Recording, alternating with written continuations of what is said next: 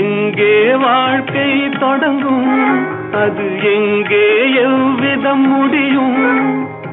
இதுதான் பாதை, இதுதான் பயணம் என்பது யாருக்கும் தெரியாது.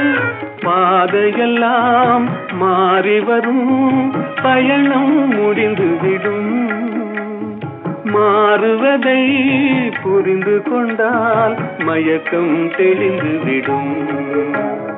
நினைப்பதெல்லாம் நடந்து விட்டால் தெய்வம் ஏதுமில்லை. நடந்ததையே நினைத்திருந்தால் அமைதி என்றுமில்லை.